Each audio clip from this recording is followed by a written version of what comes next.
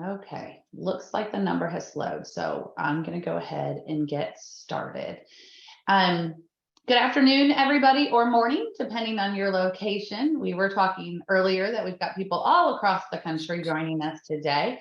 Want to thank all of you for joining our webinar entitled Best Practices on Consumer Information, Policies, and Procedures. This event is being recorded.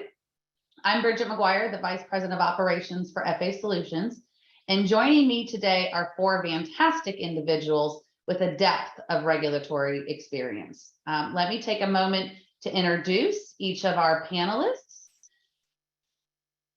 Okay, so we've got Kimberly Warren. She's the Title IV Regulatory Specialist at ECM. Kimberly brings 23 years of experience in higher education. She has a strong background in regulatory compliance and regulation matters. She has worked previously as a director of financial aid and university registrar at both for-profits and non-for-profit organizations. Deana Coady is the Vice President of Student Financial Aid and Regulatory Affairs for the University of Phoenix. Deana is known for her regulatory knowledge. Well, starting on the processing side of financial aid over 25 years ago, Deana's worked up through the industry to executive level positions with a brief stint on the lending side. And then she found her passion for regulations. Deana excels at ensuring policies are documented and accurate and that all processes follow suit. Jeremy Burciaga is the Vice President of Southwest University at El Paso.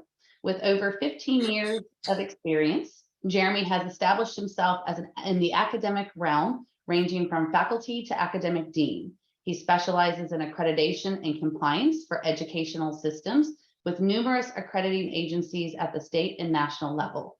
His primary responsibilities influence the field of healthcare and trade technologies in Texas-Mexico border region and throughout the state of Texas. Jeremy provides leadership with a continued development of innovative and meaningful education experiences within higher ed. Joining me as host and MC is Rachel Gordon. She's the Chief Operating Officer at ECM. Rachel is a highly experienced enrollment management and financial aid professional with extensive experience in the creation of financial aid process flows, full cycle accreditation, staff training, and development. She's highly regarded for her customer service driven approach, as well as her ability to create innovative solutions utilizing both technology and human enterprise. And as mentioned, I'm Bridget McGuire, VP of Operations for FA Solutions. I've been in higher ed, specifically financial aid, for over 25 years, working at large multi-site and state institutions, and fine-tune my enjoyment of making a complicated financial aid process easy to understand for schools and students.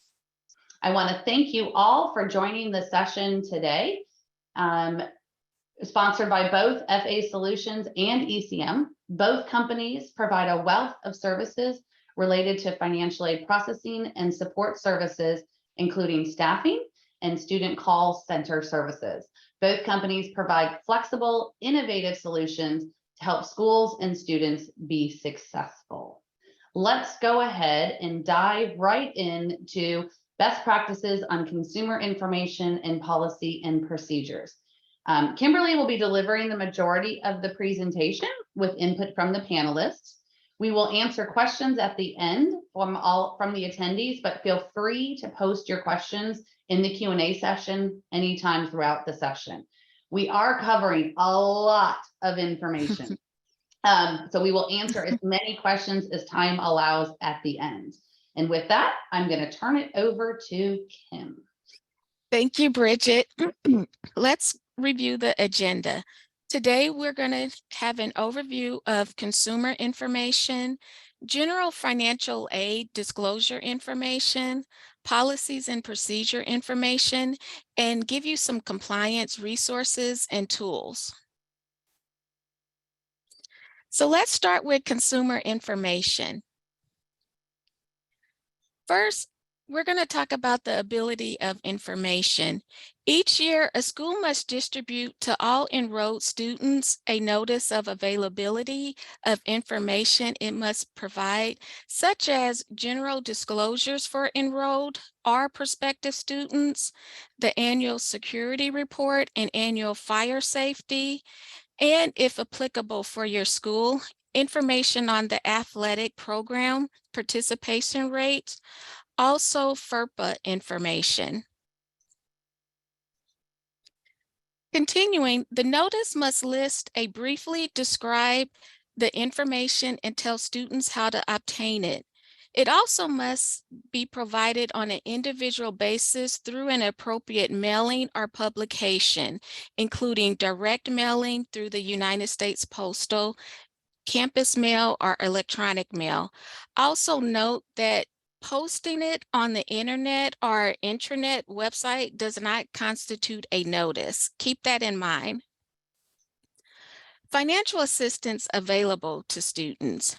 At a minimum, the school must publish and make readily available to current and prospective students a description of all federal, state, local, private, and institutional need-based and non-based need student financial assistance. For each of these financial aid programs, the information provided by the school must describe the procedure and forms by which the student applies assistance for, the student eligibility requirements, the criteria for selecting recipients from the group of eligible applicants, the criteria for determining the amount of students award.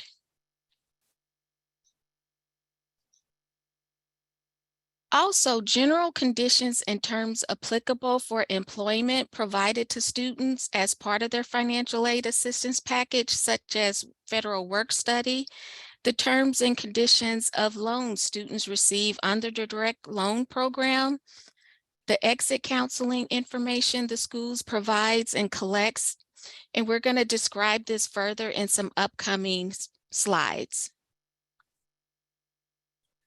These list the general regulatory references to some of the information that we're going to be providing in the upcoming slides. As you see right here, as you look at the different information we're going to be covering, what I love about this circle chart is you can look at where you fall in your departments. You know, some of you may be working under the academics, some in financial aid, some in billing. But you can see how this circle is connected, and it reminds you that all of you here today listening to this presentation, you all play a role in working together in keeping your school compliant.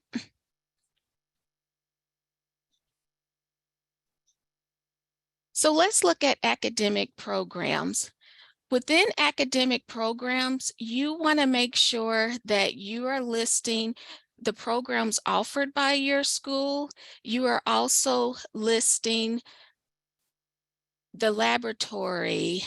You're listing instructional information about your programs. You're also listening any written agreements that you have on your programs. Under school cost, you're listing tuition fees, you're listing estimated transportation, you're listing estimated books and supplies. You also are listing room and board estimates within the cost. Withdrawal procedures, refund, and return of aid. You're listing what your return of Title IV policy is. What is the procedures for students to officially withdraw from your school? Accreditation and licensure. You're listing who your accrediting body is. You also are listing how do students, if they need to resolve an issue that's not being resolved by the school, how do they contact their state? How do they contact the state to form a grievance? Student activities and student body diversity. You are listing the student activities that the school offers. This information is displayed on your website. You're also listening the student body diversity, percentage of enrolled students who are male, who are female, federal information on federal Pell recipient. You also are listing self-identified members of major racial or ethnic groups. On the net price calculator, all Title IV schools that enroll full-time, first-time degree, or certificate-seeking undergraduate students must have on their website a net price calculator. What I try to remind schools is to always just randomly check your website to see if your information is updated. You can go to your net price calculator to check and see if the information that you have set up is pulling from your current academic year. With that net price calculator, you also want to have a disclosure that that net price calculator is not an official financial aid award. You also want to have a link to the FAFSA with that net price calculator and indicating to students that they need to apply for the FAFSA if they want to receive Title IV aid. Completion, graduation, transfer, retention, and placement rates. Within that, each year, a school must determine the completion or graduation rate of its certificate or degree seeking first-time, full-time undergraduate students and report that information via the IPEDS website. Retention, placement, and postgraduate study. Within that, retention rates reported, this is reported to IPEDS, made available to prospective students requesting it prior to them enrolling or entering into a financial obligation with the school. Gainful employment. Within the gainful employment, a school must disclose certain information about each of its gainful employment programs to prospective students in the form of the gainful employment disclosure template. And that just gives you a little overview. So to add to the gainful employment, although from a federal perspective, it's no longer required, some states have actually legislatively made it a requirement. So that's why it's here. And for that, Jeremy, I'm going to ask you a question. I know that you really are an expert when it comes to accreditation. A lot of these notices come from a federal perspective, but as we just noticed, there's also things from a state and accreditor, such as gainful employment, no longer required federally as of today. We know it might be coming back. Yes. Certain things really are affected on a state and accreditor level. How would you say that this information plays forward and needs to layer when you're creating your policies and procedures, when you're looking at it from that lens? Wow, that's a great question. Going through the processes, it's always fair to say that everything that's on this list is something that has to be determined prior to anything else that you do. But at the state level as well, it just allows transparency amongst your accrediting body with the state regulations. So this is all processed, for example, for the state of Texas, which I'm in. All this has to be in place prior to any acceptance for program review. So yeah, this is a great checkoff list to go through. Excellent. Thank you. Thank you. Really quick though, I don't know if we go back. The one thing that I would thoroughly speak about is the net price calculator. I think I know that we tackled that right now. And to ensure that all your accreditation and licensure information is current and the web links are available on your website. So if you click on it, it does take them there. And you do have your refunds policies that available and readily available and transparently available. So that's what I would. Jeremy. Thank you. And to layer on that, as we know, our websites are a window to the Department of Education. Yes. Kim, we'll turn this back over to you. Thank you, Rachel and Jeremy. So let's talk a little bit on campus crime and safety information. What should be included? Crime log, crimes to be reported, fire log, annual submission of campus security and fire safety, distributing security and fire safety reports. And with that, just to add, the Clery Act requires colleges and universities that receive federal funding to disseminate public annual security report to employees and students every October 1st. And so October 1st is always important to me, that I try to remind schools, you know, you need to make sure that you have this information distributed.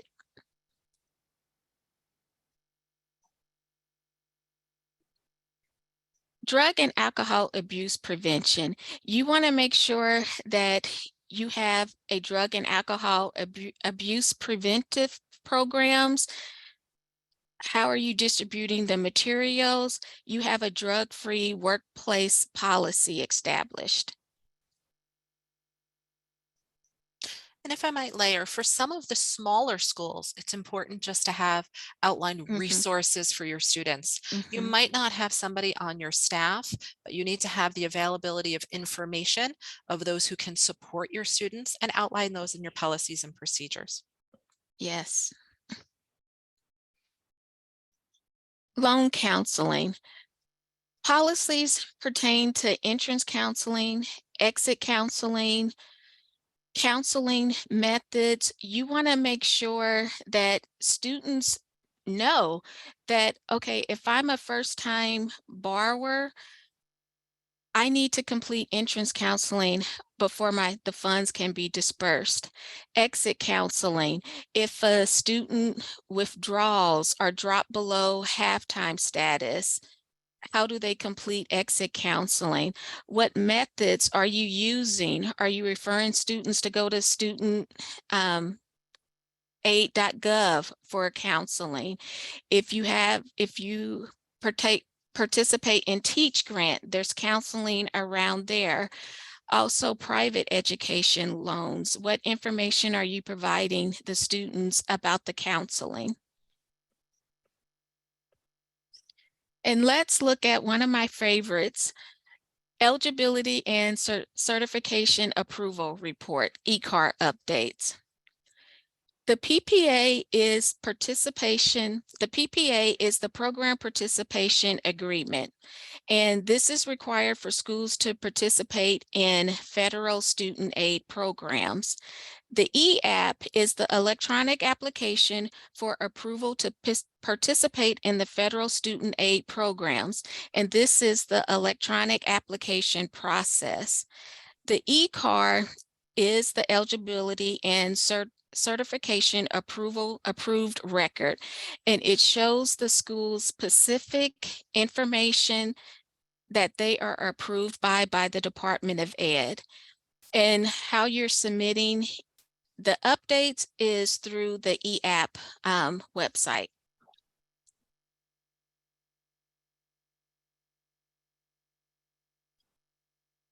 So let's dive into now some policies and procedures. Admissions policies. How are students admitted into your schools? What information do you provide about information on high school diplomas, diploma meals? Policies on students with disabilities. As we mentioned earlier, student complaint policy, vaccination policy, policies on diversity, misreputation, verification policy, selective service, drug conviction policy. That may not necessarily be listed under your admissions policies. You may have them listed under the financial aid policy sections. Deana, I would love to hear from you. How do you disseminate this information to your student population? Is it on your website, upon application, or possibly in a catalog or handbook?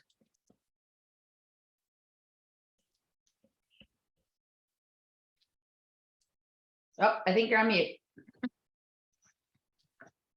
If not, Jeremy, if you don't mind sharing that about your institution.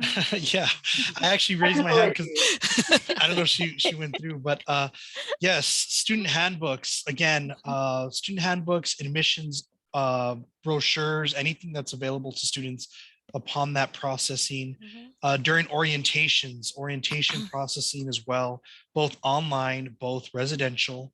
And I will, my thing that I raised my hand about was I do want to talk about the verbiage that you do use. I think it's important to get a consultant or someone that could help you with the verbiage to ensure that you follow the practice and the policy within your state, within the scope of your education and the representation of your branding or whatever it is for your institution.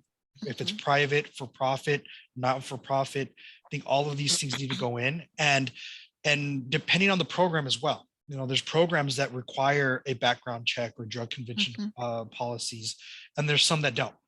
So it's important that you're transparent within your programs there at the institution and ensure that not only is it seen in a handbook and it's seen in a catalog, but it's also seen online and anywhere that's available to a student to access. And Jeremy, what format do you take when reviewing your policies and procedures? Do you have a committee? Does it reside in specific offices? What's the approach at your institution? Yes, you know, for such a sensitive subject, we do have a committee. We do have a committee amongst administrators, myself included. And what we do is we foresee it with the program levels first. The programs will then have a committee amongst themselves to determine any adjustments that need to be made to the policies. Once that's done, the program directors or the deans from those programs bring it to administration, and then we follow up and we go through those committees as an institution. And once we do, we make our changes, you know, and if changes need to be made or adjustments, we try to send them to outside consultants to ensure that we're doing the right thing. And once that's corrected, we go ahead and upload. Beautiful. And Deana, I always say that policies and procedures are a living, breathing document. In a way, financial aid is the consumers of all information from the institution, whether it's from the registrar, the bursar, et cetera. How would you say your institution takes an approach to ensuring your policies and procedures and consumer information are always updated? So Rachel, that's a great point. We actually have a very robust process by which the University of Phoenix goes through both its consumer information guide, which is the tool we have chosen to use to manage the majority of our required disclosures, whether they be from the Department of Education or our accreditor or a programmatic accreditor or a state attorney general or any other state licensing agencies. And then we also do the same with our financial aid policies. We go through a robust process every single year through a policy council process, by which the stakeholders that manage the nuts and bolts of the policy, if you will review the policy, confirm that their processes and procedures still support those policies, alert us if something has changed. Hopefully they've done that alert ahead of time. And then we make any updates we need, and they go to council for review and approval. And then they're published in our consumer information guide so that our students can see all of our policies as well. So it's worked out pretty well. We're doing an annual review. Sometimes the review is a few weeks. Sometimes it can take a few months, depending upon what's going on with our external regulators or anything else the operations or our advising teams might have made changes to for the university. And might I ask, how do you handle training around changes in your policies and procedures at your institution? So we have a rather robust training process in a couple of different levels. We have the University of Phoenix obviously is quite large. So we have the benefit of having specialized trainers that's what they do, is train our folks that help our students and train our folks that are doing our internal processes. And they train at multiple different levels. They'll train within their division. So our operations group, which handles all of the bulk of the financial aid processing, we'll call it the hit and the buttons, making the decisions, reviewing the documents. They will have their own training. And then our advising group, which is actually doing the counseling, and our student facing group, if you will have their training so that each of those trainings can specialize on the pieces or components of the consumer information or the policies that we expect those groups will deal with. And then they'll have a coordinated training overall, general understanding about what consumer information is, why we're required to provide it, what our policies cover.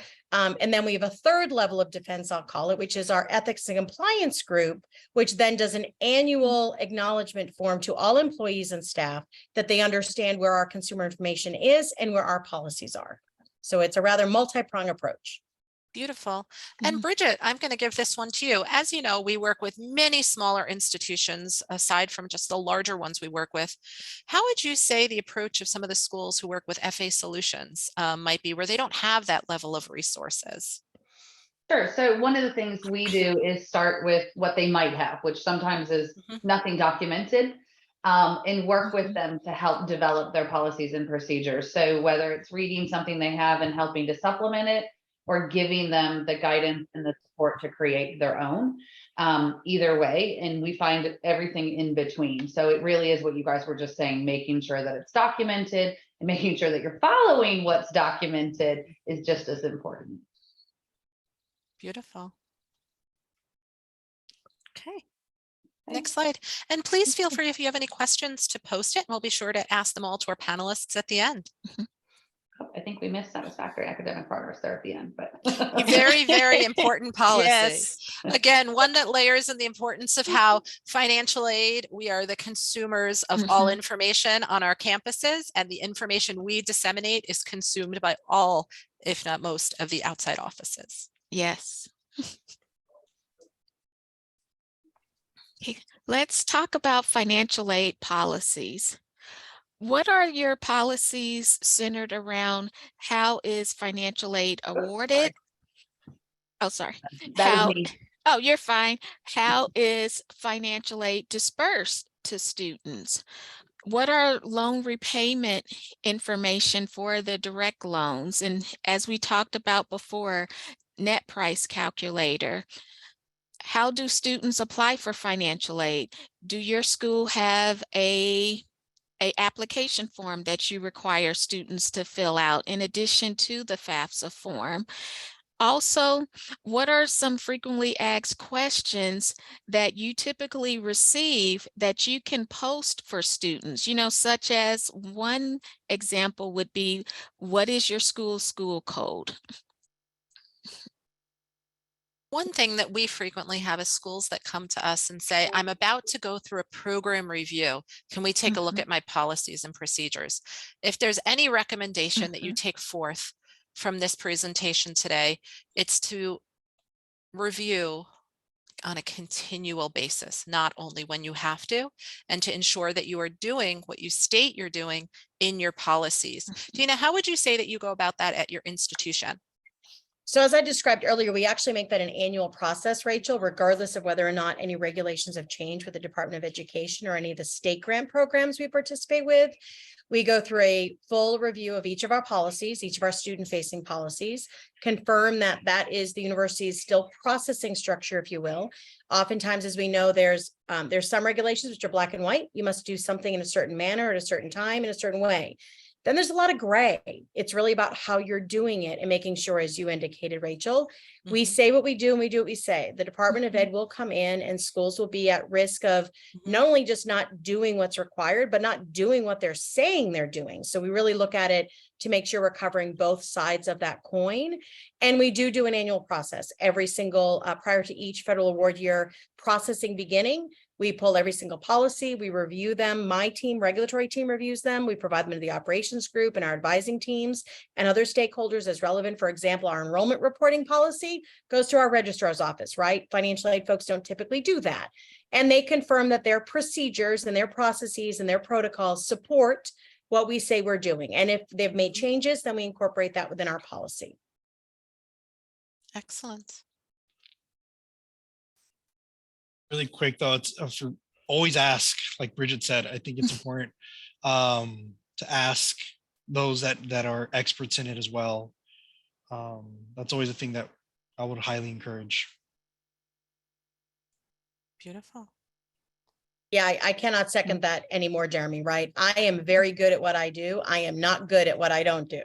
So we want to make sure you're going to the truth source and going to the folks that are actually doing that activity or have responsibility for that activity and have them reconfirm that their processes, their procedures, their protocols, whatever it is, they internal words, right? We all use our own different internal words, that they support what we are telling students we are doing or what we're maintaining as our documentation of what we do. And if it's changed, that's fine. Just make sure you update it. And of course, if it's changed and it's not aligned with the regulations, then we want to make sure we really change that.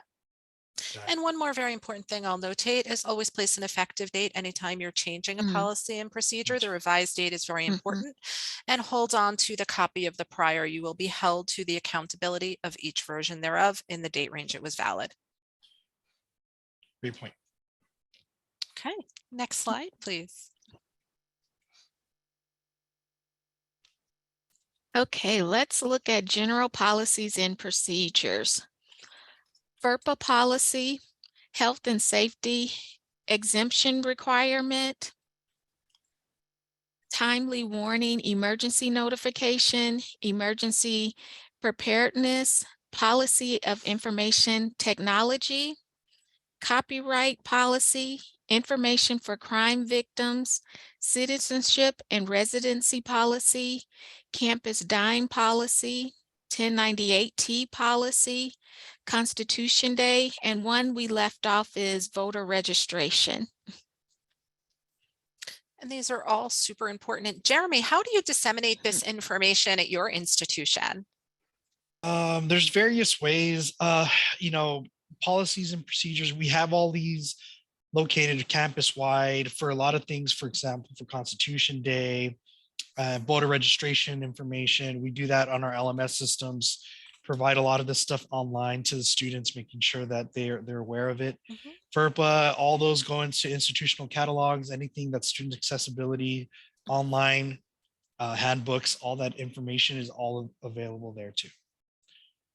For smaller institutions like ours, it's a little bit easier to get out when it comes to these student accessibilities for online handbooks and our LMS system. I don't know, Deana's is a little bit bigger, so pretty big scope there. Yeah, we've chosen to, and really just for the convenience of one-stop shopping, if you will, we maintain all of our required consumer information primarily in our single-stop consumer information guide. It's available on our website and the bottom banner of our website on every single page of our website. And we also have printed copies at our campus locations should students want to pick one up or a staff person wants to pick one up. And you can always request it. We have a designated email address where someone can request a copy of this printed consumer information guide. And the bulk of what's listed on this slide is in that guide with a few exceptions. Constitution Day, we do handle outside the consumer information guide. We mentioned that it's a requirement we must meet, but we then have an event typically at our campuses. We'll send out a fun interactive Q&A, kind of a tutorial. I think they do some prizes online and give out gift cards to kind of get, to get our students engaged with the concept of what Constitution Day is. And that is specifically sent out during the month of September to meet that required timeline. And whatever policies that are particularly important for students, we actually also will duplicate. So things like FERPA, it's in our consumer information guide, and it's also in our academic catalog, which is the other source of truth, if you will, for a lot of the university's policies, even just institutional policies. We'll make sure some of the more important policies are duplicated in both places, and we maintain them, make sure that they're consistent. Beautiful. And Jeremy, as I know you're from a smaller institution, when it comes to timely warnings and emergency notifications, what format are you using? Is it possibly a text messaging system? How are you communicating, and how often, and what's the cadence of your testing of your system? We do text messaging systems, and we're also doing a lot of our LMS readers. Everything kind of integrates within itself with LMS, text messaging, email systems. Because we work through Microsoft Office, it distributes out. And we, this was something that we would do annually.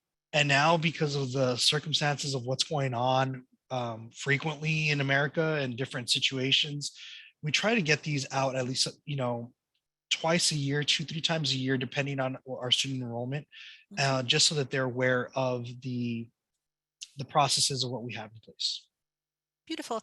And Deana, what would you say for your timely warning at a much larger institution, how you're handling that, and what are the formats in which you plan to communicate if it is needed with students? So we again, we are a hybrid, if you will. Still, we have about 10 or 12 campus locations remaining with a large online presence. 97% of our students attend via distance education.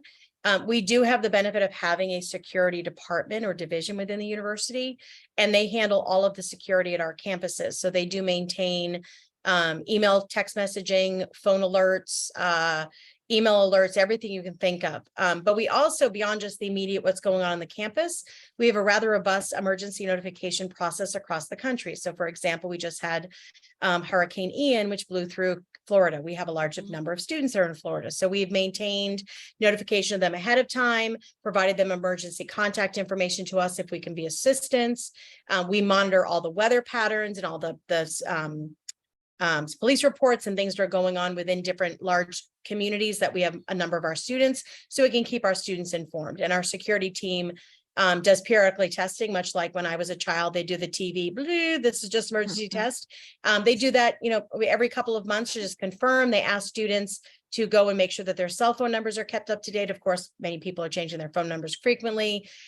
They can have up to 7, I believe, email addresses on file with us at any given time. We will notify to all of them. So we'll pretty much go above and beyond to the extent that we're able to make sure our students and staff are informed in every vehicle of technology that we have available to us. And we're checking it periodically throughout every calendar year to make sure that it's still relevant, and just sending out your periodic reminders, don't forget to update your phone number if it's changed, sort of thing. Fantastic. And I love hearing the perspective from the smaller to the very large institution. It's so informative for our schools.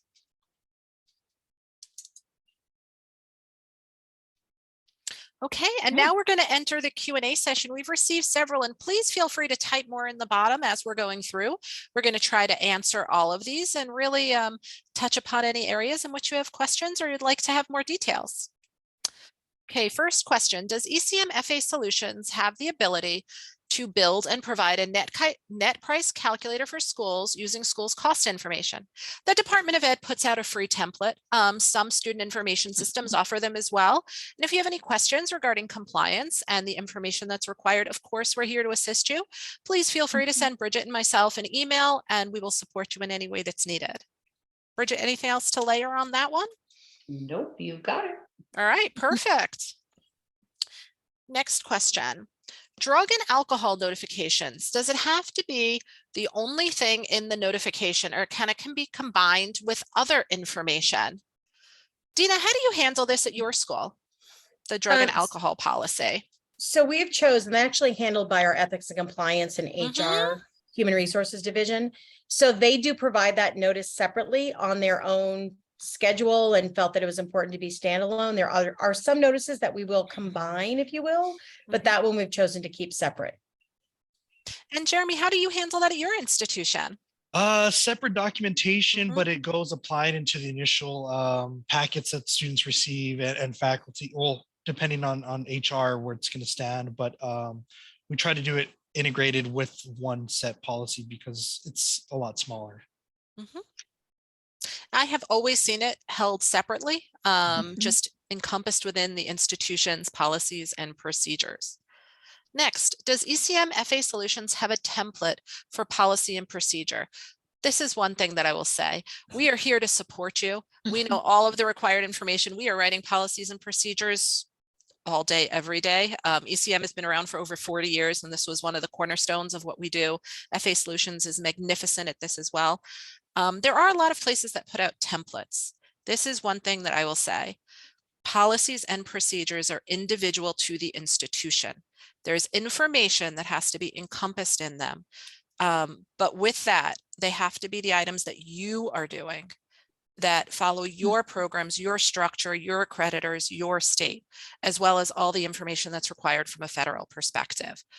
So we don't have a template per se. Instead, we take the approach of creating the policies and procedures to match them to the individual institution while ensuring they're regulatorily compliant. Bridget, is there anything you would add to that that I might have missed from our perspective? Okay. Why, thank you for that. And again, there's all different perspectives on this, but for me, I really believe that they should always be as individual as they are as your name and your identity, because you have to be doing what you are saying you are doing while you're in line with all the CFRs and regulatory compliance. What do you mean by application information? By that, I believe you're referencing I'm unsure if they're talking about the e-car or the admissions application, Bridget. What would you say? Or we can discuss I was actually scrolling back through the deck to see if I might know what that question really meant. So perhaps the question asker can maybe reword the question and repost it. Okay. Are schools required to have a published catalog or handbook encompassing programs and policies, or can everything be on the school's website? The school can have a catalog or a handbook, traditionally a handbook, or but you do have to have the information disseminated to students. You can publish it on your website, but you have to tell the students where it is, and it has to be readily available at all times to students. It's in a way your contract with the students, whether it's the program, your policies and procedures, attendance policies, etc. Jeremy, how do you handle that at your institution? To get what, student access? To the handbook, catalogs, information. So since we are both a hybrid program, we do have residential predominantly. We do a lot of issuing out information as far as paperwork is concerned. We also do things, right now we're doing a digital integration. So a lot of it is just transferred online and having students have access with their username, ID, and the LMS system, and then start progressively getting their student information accessible to that. Okay, and Tina, how do you handle that? Because you really do have a large online presence. We do, and I think you mentioned this, Rachel. So the academic catalog truly is the student's contract with the university, right? They sign, at least at the University of Phoenix, you sign an enrollment agreement. And in that process, you acknowledge that you've received and reviewed the academic catalog in place at the time of enrollment. And because that is truly a legal document, if you will, right, it represents what the student has contractually agreed to receive and the university has contractually agreed to provide. We maintain, while the catalog is available on the website, right, you can launch it and look at it. Our catalog is updated monthly, actually. We maintain those catalog documents so that a student can have them readily available for themselves, so they always have access to their particular contract. They enroll at a certain point in time, and the academic catalog in place at that point in time is what they are adhering to. If it was not available as its own document, even if you're only providing electronically, if you will, as a PDF, you'd need to still be maintaining as an institution all of the historical .edu information you're providing. So I would caution against moving away from a physical one single source of truth, if you will. It can certainly still be a electronic version. Don't have to necessarily print it out for every single student. We obviously don't. We have it available electronically. Students can print it if they want. It's 1,400 pages long. I think most people would be comfortable with a soft copy. But I would really, if you're thinking of only having it available on certain pages of your website or providing the information that would normally be in a catalog on a website, think about how you're going to be maintaining that. So, Deana's catalog versus Bridget's 3 years later. But that's how we're maintaining currently. And we update it every single month. Beautiful. There's a lot of lock links. So if it's changed, it automatically updates all the links that it's attached to. We do that as well to ensure that, like you said, it doesn't transpire from time frames. That is fantastic. What is a health and safety exemption requirement? Do you want me to cover that, Rachel? Yes, please, Kim. I would love that. An example would be, say, for example, if you are requiring, let's just look at COVID-19. If you are requiring all students to be vaccinated, but maybe they're saying because of religious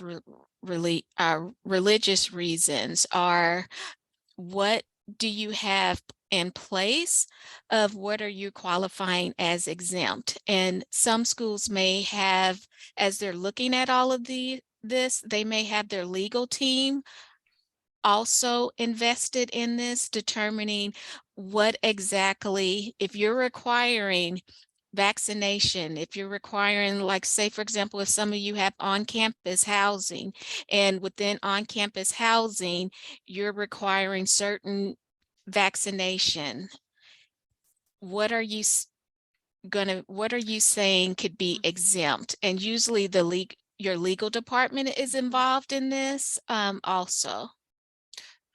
Thank you so much, Kim, for that clarification. Jeremy, I have a question directly for you. I saw that. Did I hear you say that Texas had gainful employment disclosures that are required to be made by schools? Oh, so gainful employment. That's something that we always take up with ECM because it's tricky depending on the administration and what is required, you could say, from that. But what was the question? I just saw that it just said directly through. Is it required, or I didn't catch the I question? think the question is gainful employment required as of today in Texas?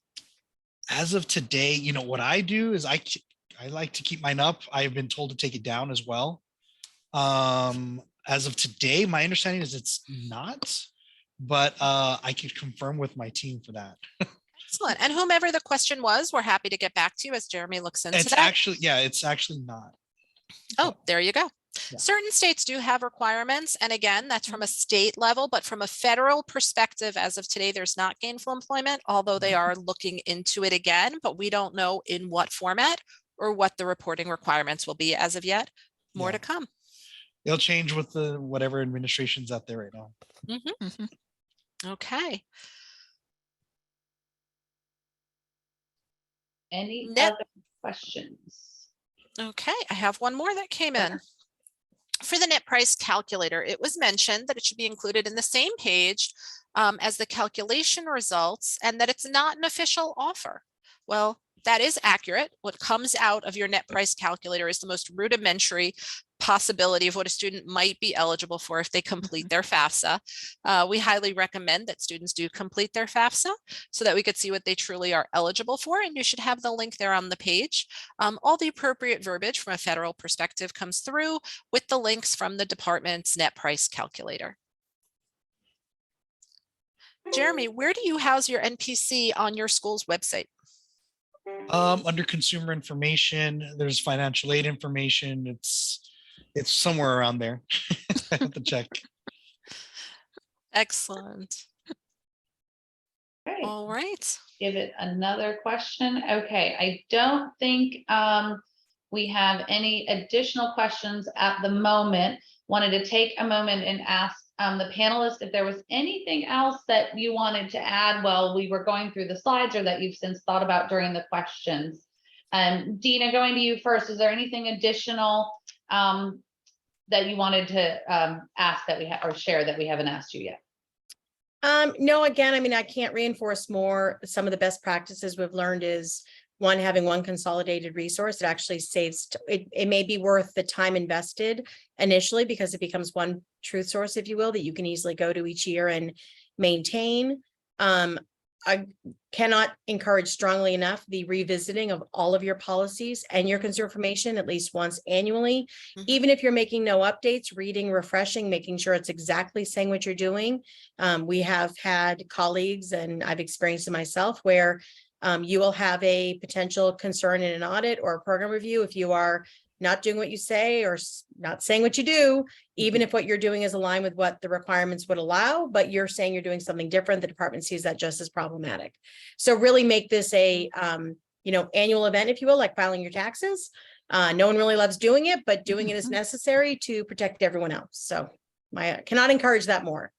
Good point. And Jeremy, any additional comments as well? Actually, that's great. That's great advice, because I would say this: create teams, like you had mentioned, create teams. Even if you're a smaller institution, there's obviously going to be people that are subject matter experts compared to others. So create your teams, create a practice of getting together annually or quarterly or whenever updates need to be made. But make sure that they're consistent. Make sure that whatever you have is accessible. Go back, like you said, and it's all it is scrolling through your web page and determining what's there, determining what's accessible, what's transparent, what's not, what's updated. Check with your catalog, make sure everything matches, make sure that all that stuff is in place, and just create practice out of it. Create practice out of it and ask for help if needed. Like you mentioned earlier, there's, you have a team behind you as well. So ask for those informations, ask ECM, ask FA Solutions, and create a consistency of communication amongst entities so that you do have those informations current and up to date. Okay, sounds you. good. I want to thank, I don't think any more questions have come in. So I want to thank Kimberly, Deana, Jeremy, and Rachel for joining us today and sharing their experience related to best practices on consumer information, policies, and procedures. I know it was a lot. I hope you found the information very helpful and thought-provoking. As a reminder, if any of you joining today want to hear more about FA Solutions or ECM and how we can help you with your consumer information, policies, or even just financial aid staffing or student communication, please feel free to reach out. If you have other questions you think about after fact, please reach out with those as well. And then if you have future topics that you'd like to see us cover in a future webinar, please share that those ideas with us too. Thank you all for joining. Thank you again, panelists, and I hope everybody has a fantastic week. Thank you. Thank you. Pleasure. Thank you. Thanks, everyone. Thank you. Thank you. Bye-bye.